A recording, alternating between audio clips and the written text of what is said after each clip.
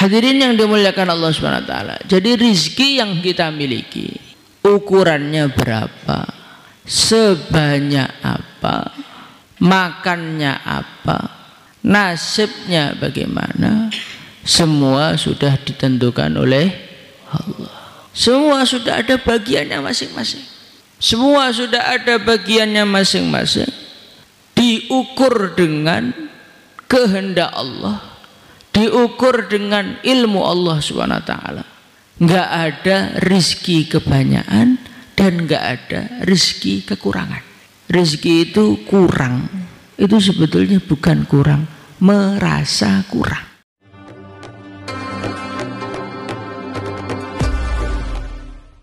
Innal hamdalillah Innal hamdalillah nasta'inuhu wa nastaghfiruhu wa nu'minu bihi wa natawakkalu alayhi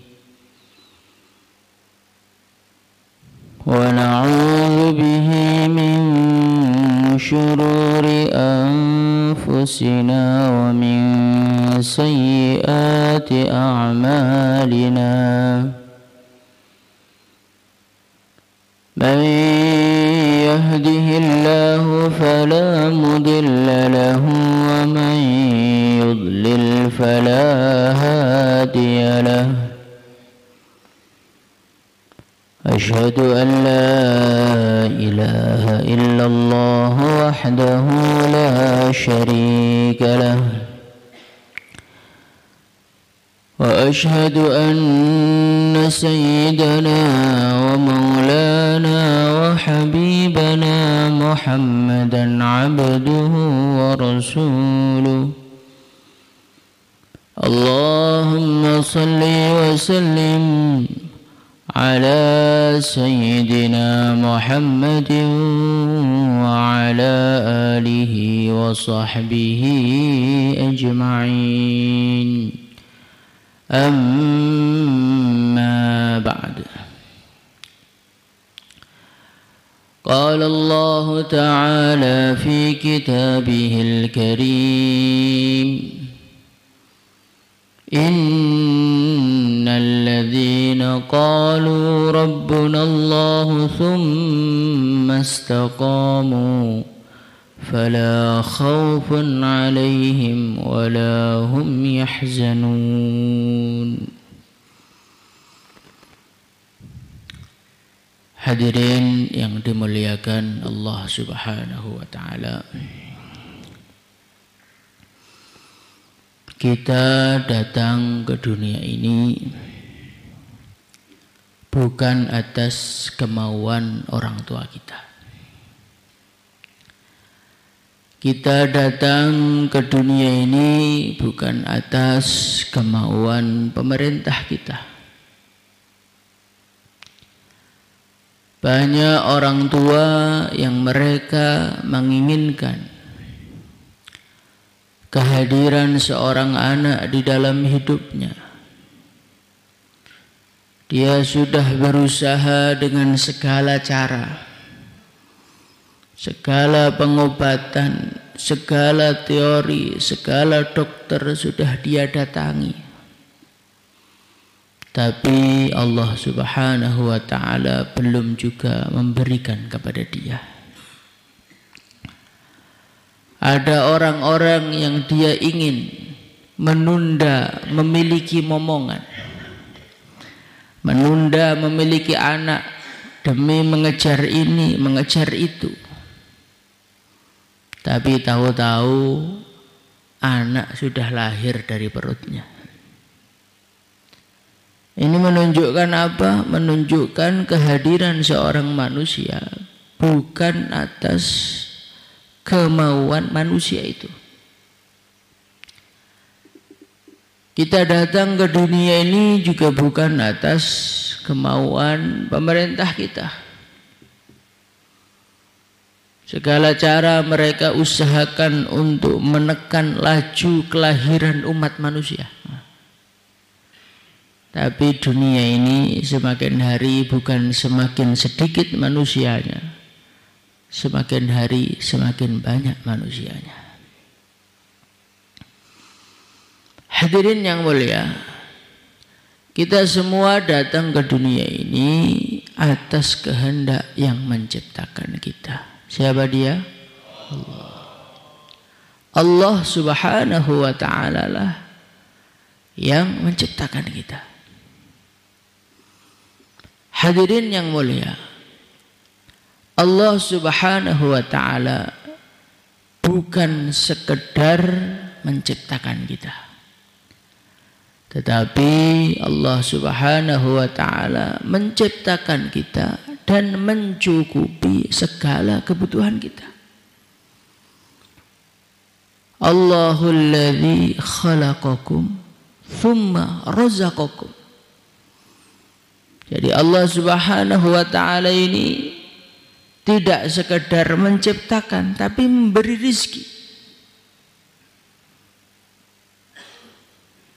Semua makhluk Allah Subhanahu wa ta'ala, makhluk hidup yang ada di muka bumi ini, semuanya diberi rizki oleh Allah.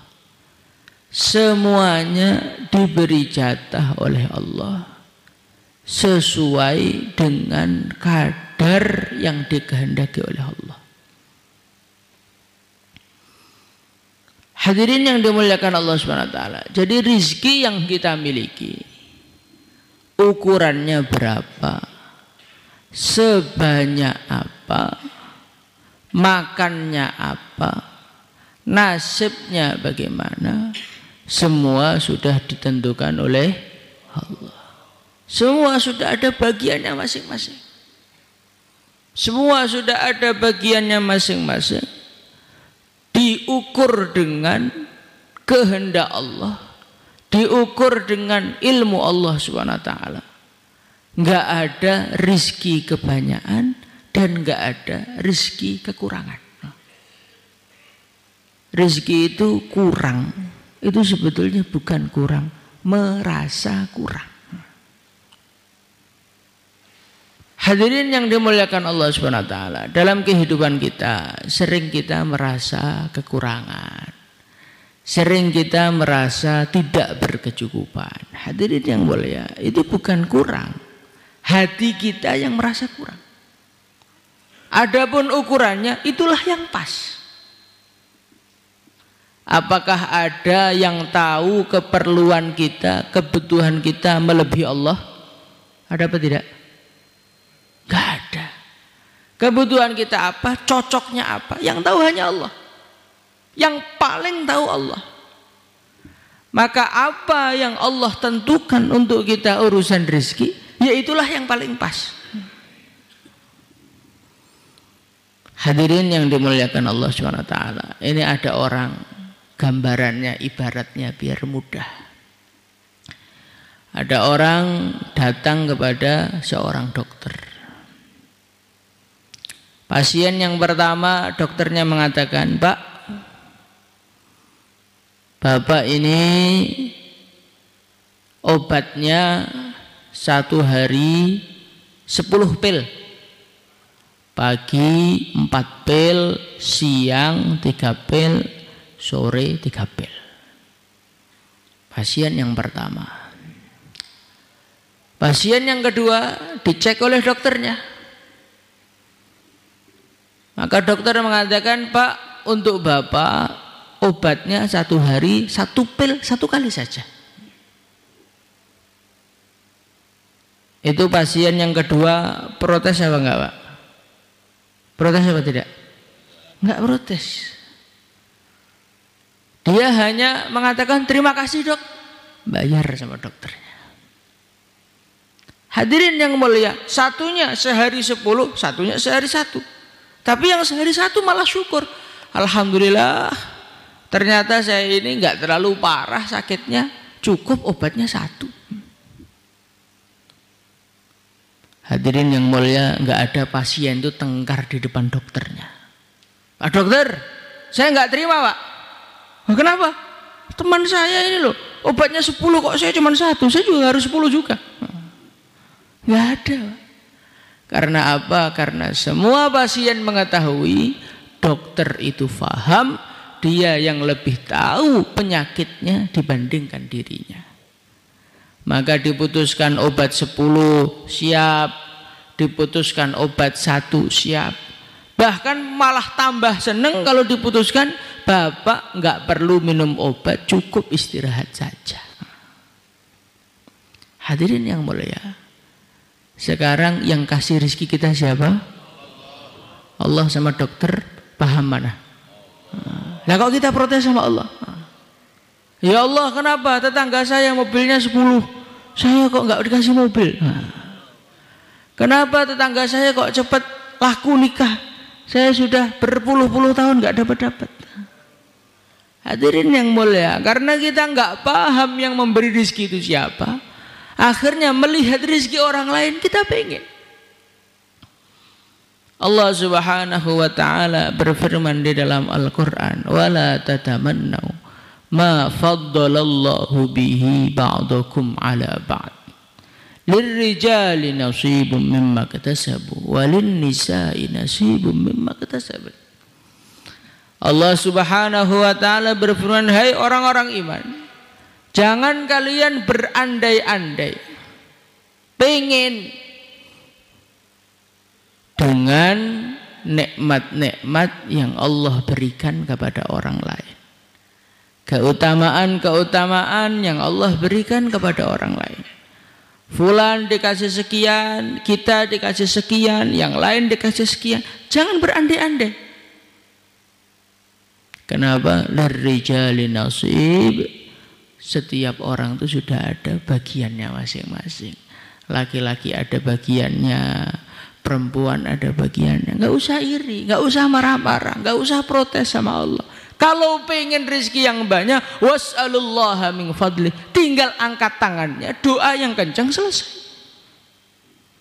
Kita ini kebalik, melihat tetangganya lebih maju, dagangannya lebih laris, hidupnya lebih bahagia, kita gunjing dari belakang. Orang itu loh, wong ilmu marketing lo nggak bisa. Kok bisa laris itu ya mesti memiliki sesuatu itu. Itu mesti punya ilmu pelet itu mesti punya. Sudah pakai surban, pakai jubah, gunjing orang lagi, masya Allah. Dan ini yang perlu kita sadarakan, Pak. Kita ini makhluknya Allah, datang ke bumi atas kehendak Allah, makan rizki dari Allah sesuai dengan jatah masing-masing, jatah yang paling cocok menurut. Maka seorang ulama beliau mengatakan, laisa fil imkan abda mimma kan. Jangan pernah membayangkan sesuatu yang tidak terjadi kepada diri kita itu lebih baik dibandingkan yang telah terjadi. Kita membayangkan, coba ya kalau pas bulan sekian itu ada pilihan kerjaan itu saya ambil, ya saya nggak akan susah seperti sekarang. Karena dulu tidak saya ambil maka susah seperti itu. Tidak. Perkara itu kalau tidak terjadi berarti nggak baik untuk kita. Yang paling cocok untuk kita ya yang terjadi ini. Kok kita dapat rezeki 10.000, jualan kemarin nggak laku, ada orang nawar barang kita 9.000 ya. Kita nggak kasihkan, akhirnya nggak laku. Ya itulah yang paling. Kadang-kadang orang itu dalam hidup merasa rugi. Enggak, kata seorang ulama, orang itu merasa rugi karena nggak paham. Di dunia itu nggak ada orang rugi, itu nggak ada. Dagang rugi nggak ada. Kenapa tidak ada? Orang itu merasa rugi karena dia merasa tidak mendapatkan apa yang sepertinya akan dia dapatkan. Dia sudah kulaan. Kulaan itu bahasa Indonesia apa? Belanja. Kulaan dia sudah mengumpulkan barang dagangan, perasaannya mau istimewa ini akan laris ini. Akhirnya ketika istimewa bukan di majelis istimewa, malah damel pasar. Betul ngrungokne bayan gak payu pisan. Masya Allah. Maka ada temannya tanya, Pak gimana kabarnya? Wah rugi besar saya. Orang mengatakan rugi besar itu salah. Kenapa hadirin yang mulia? Enggak ada orang tuh rugi itu enggak ada. Karena bajunya, uangnya, semua dari siapa? Dari Allah.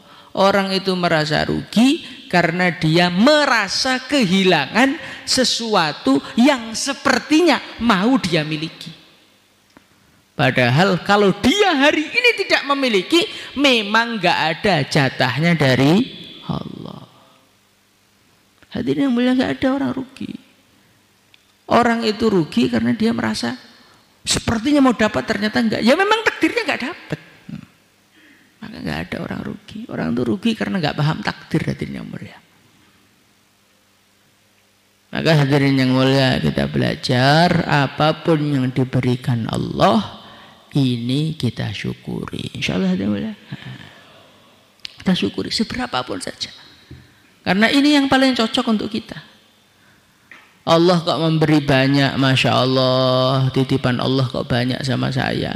Ini berarti tanggung jawab saya besar untuk mengelola uang, mengelola rezeki sesuai yang dikehendaki oleh Allah. Orang kok dikasih rezeki sedikit oleh Allah, alhamdulillah Allah kasih rezeki sedikit. Ini saking sayangnya Allah dengan saya. Biar saya di akhirat cepat masuk surga, nggak kelamaan dihisab di sana. Hadirin yang mulia, hari ini orang tuh senang jadi orang kaya. Nanti di akhirat tuh orang tuh senang jadi orang miskin. Karena apa? Teman-temannya masih ditanya oleh Allah, duitnya dari mana, uang hari ini, uang bulan ini, uang tahun ini. Lah yang miskin nggak ada urusan, lah kalau langsung masuk surga, lah saya dulu gak punya harta kok, diurus apanya, langsung masuk surga. Hadirin yang dimuliakan Allah SWT, kembali lagi Allah tuh menciptakan kita dan Allah memberi rezeki kita. Tetapi hadirin yang mulia, rezeki-rezeki yang kita miliki, yang ada di tangan kita, itu hakikatnya titipan dari Allah. Ini hakikatnya titipan dari Allah, dan titipan itu sewaktu-waktu akan diambil oleh Allah. Maka hadirin yang mulia, sekaya apapun seseorang yang ada di dunia ini, kalau mati uangnya dibawa atau tidak? Tidak dibawa. Mobilnya dibawa atau tidak? Tidak dibawa. Bahkan orang itu tanahnya seluas apapun, itu kalau mati keluarganya nggak mau dia dikubur di rumah, kubur ke pekuburan umum. Ini mengajarkan apa? Mengajarkan memang manusia itu barang silihan sedoyo, pinjaman semua. Nanti kalau mati semua ditarik oleh Allah Subhanahu wa taala. Hadirin yang dimuliakan Allah Subhanahu wa taala. Lah kemudian Allah itu meminjami barang-barang ini untuk apa? Supaya kita gunakan untuk membangun surga kita. Maka Al-Imam Al-Ghazali rahimahullahu ta'ala, beliau mengatakan, permisalan, perumpamaan orang yang hidup di dunia ini seperti orang yang didatangi orang kaya. Orang kaya tadi mengatakan, Pak, saya lihat sampean tuh kok melas, nggak punya kerjaan, nggak ada kesibukan. Ini loh, saya punya mobil Fortuner. Ini Bapak pakai, saya pinjamin, tolong gunakan untuk ngumpulkan modal yang sebanyak-banyaknya biar bisa hidup yang layak. Hadirin yang mulia, Orang yang dipinjami Fortuner tadi ada dua jenis. Jenis yang pertama, Masya Allah, dia dapat mobil, mobilnya dinaiki puter-puter kampung, keliling-keliling kampung untuk gaya. Nah, ini loh, mobilnya bagus. Hadirin yang mulia, dia sibuk menikmati Fortuner. Sampai dia itu lupa kalau Fortuner itu pinjaman dari orang. Di tengah-tengah dia menikmati Fortunernya, yang punya datang. Assalamualaikum, waalaikumsalam. Wonten napa, Pak? Ngapunten, mobilnya saya minta. Loh, Masya Allah. Saya belum sempat untuk cari duit dengan mobil ini loh. Lah pripun udah waktunya kok. Saya perlu udah tak ambil mobilnya. Maka mobilnya diambil yang punya, yang dipinjemin susah. Merasa menyesal berpisah dengan mobil Fortuner pinjamannya tadi. Nah inilah gambar kehidupannya seorang manusia di dunia, diberi modal oleh Allah, dipinjemi biar untuk membangun surganya. Nah tapi kok nggak bangun dunia terus. Dapat dunia, belikan dunia. Dapat dunia, habiskan untuk dunia. Hadirin yang dimuliakan Allah SWT. Maka orang-orang seperti ini mati itu susahnya nggak karu-karuan. Tangisan nggak karu-karuan. Akhirnya ila ajalin qarib, melihat malaikat Israel datang. Malaikat, jangan sekarang, jangan sekarang. Saya belum sempat kurun 4 bulan ini. Saya belum sempat khidmat markas full ini. Khidmatnya baru tulisannya tok, orangnya nggak ada. Kinten-kinten ngeten niku.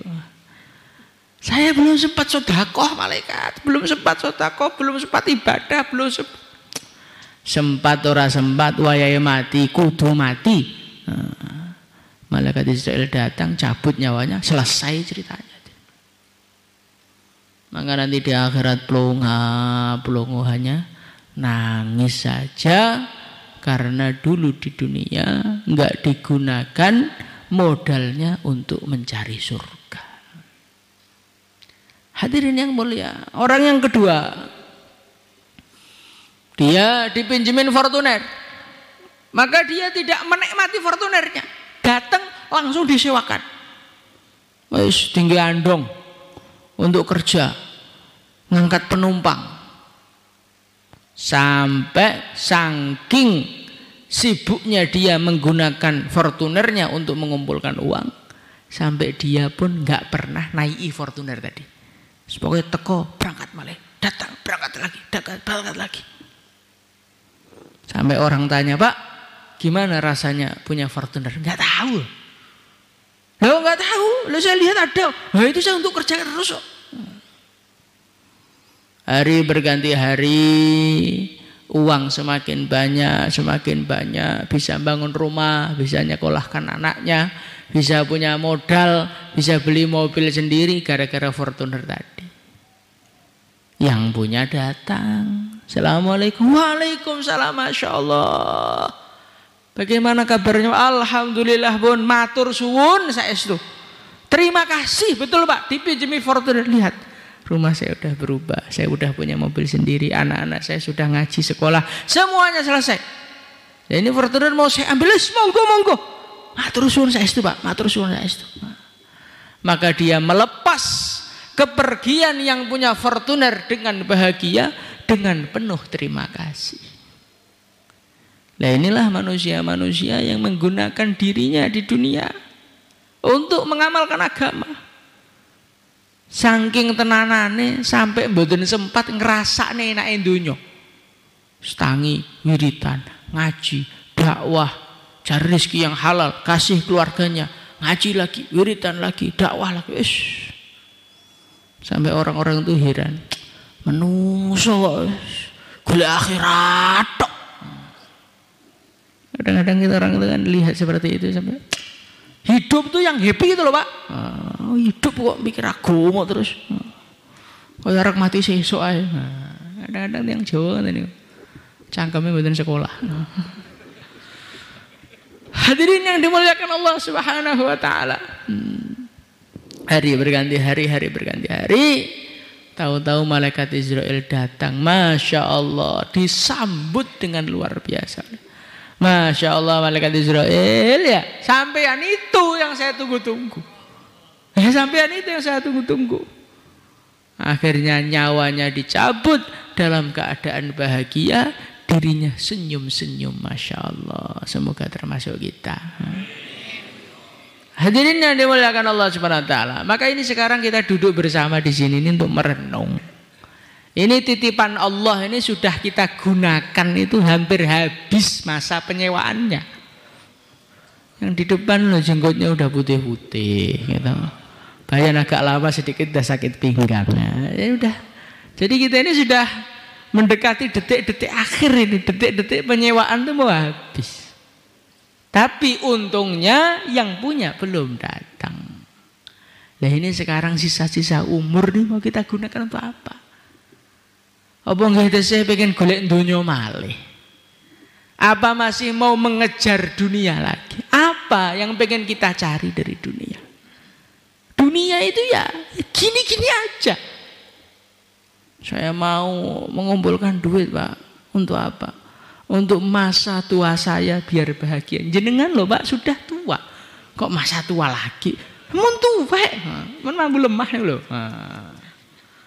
Makanya kalau sedanten mumpung masih diberi umur oleh Allah, diberi tenaga oleh Allah, diberi kekuatan oleh Allah, ini sisa-sisa tenaga kita yang sudah bertahun-tahun untuk dunia ini, marilah kita jadikan untuk akhirat kita. Insyaallah mulia. Kita ini hadirin yang mulia harus bersyukur karena kita ini bekerja dengan siapa? Bekerja dengan Allah yang maha pemaaf, yang maha pengasih, yang maha menerima amalan-amalan hambanya sekecil apapun. Hadirin yang mulia, kalau sekarang orang umur 60 tahun baru daftar kerja diketawain. Mun keri Pak, mun terlambat, mun kelewat, mboten kanggo tenagane jenengan mboten kanggo. Pun teng omah mawon. Kita mau kerja yang sudah umur 60 tahun, kerja jadi kuli gak diterima. Kerja jadi kantoran, Bapak udah gak menarik, ngapain kerja di sini? Hadirin yang mulia, tapi kepada Allah enggak. Walaupun kita sudah tua, walaupun sholatnya ini ngadeki mun mboten pate jejeg, namun budungen sudah nggak bisa berdiri tegak. Bayan ya dengarkannya ya sudah campur ngantuk-ngantuk. Hadirin yang mulia, tapi Allah itu maha penyayang, maha pengasih, yang sisa-sisa pun tetap diterima oleh Allah. Lah kurang penak nopo gitu nih kali Gusti Allah. Kurang penak apa? Rezekinya sudah diberi, sudah dipinjemin bertahun-tahun nggak digunakan, tinggal rusaknya tok, tinggal ambruknya tok baru datang, nggak apa-apa. Allah itu maha penerima taubat hambanya kok. Walaupun menlegrek wis gak apa-apa, salatmu ngene wis mampumu sakmene tak tompo. Akhirnya mati-mati disambut kali widodari teng swarga. Maka hadirin yang dimuliakan Allah Subhanahu wa taala, kita harus luangkan waktu kita harus luangkan kesempatan kita untuk membangun akhirat kita. Insyaallah hadirin. Sudah enggak usah ditunda lagi. Kita sudah menunda. Kita ini sudah menunda ini berpuluh-puluh tahun. Engko ae. Pas corona ditaskil. Nanti Pak insya Allah nanti kalau sudah nggak ada corona nggak masker sepakat 4 bulan. Lah coronanya lo sudah mati. Kitanya masih hidup. Lah kok dereng berangkatnya beribun Pak ini jadi penipuan besar-besaran nih. Maka hadirin yang mulia, yang niat 4 bulan 40 hari silahkan daftarkan nama. Monggo. Monggo. Masya Allah, monggo. Urip namung sepindah mboten dintekne nggih agama nggih napa Pak? Monggo, Masya Allah. Insyaallah. Lah yang duduk ini apa sudah kebanyakan pahala, Pak? Insyaallah semuanya. Assalamualaikum warahmatullahi wabarakatuh.